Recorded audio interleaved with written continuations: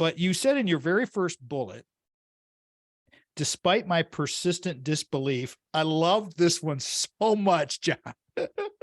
Despite my persistent disbelief, I've now experienced the magic of positive affirmations. Okay, baby, go ahead. Well, I have 11 of them. And I did it very 11 scientifically. I did it very scientifically. So, as the engineer, whatever I am, project manager that I am, and I picked my 11, and there's a sequence to them. But I most mornings, as I'm either meditating or just sitting quietly, I'll run through them, and it's the first one is I choose to start my day with a smile. And there's a series of them. I won't go through them all today, but it's just things I say to myself. And the reason I got onto it is I got very much into meditation.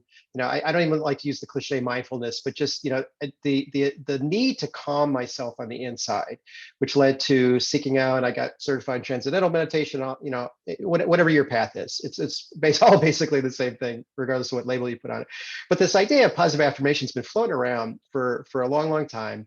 And if you don't believe in it, it's a bunch of hogwash, right? It's just like, oh yeah, right. So you talk about, I want this positive thing to happen in my life, and you just keep saying it to yourself, and all of a sudden somebody drives up and hands you the keys to the Corvette, right?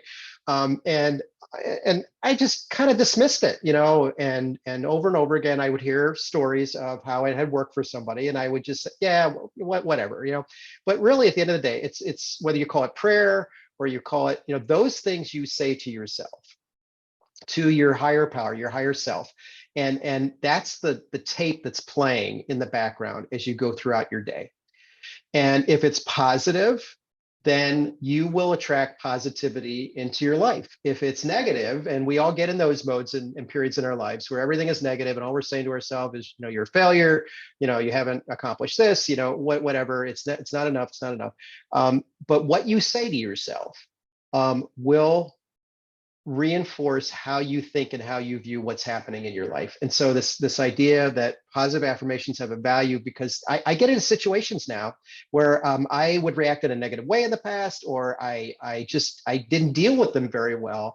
And because I have some positive affirmations that I say on a routine basis, that's the script that plays in my head before I react. It's almost subconscious after a while. There's some that I say throughout the day because I have to remind myself, hey, you said this is how you want to be, so maybe you should start like thinking about them. And it's just been magical. It's just been magical. And I don't think you ever have it completely figured out, but the difference for me in how I deal with some challenging situations has been just magical.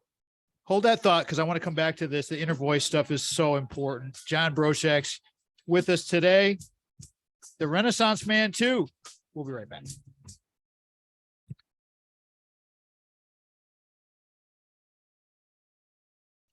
Spot on.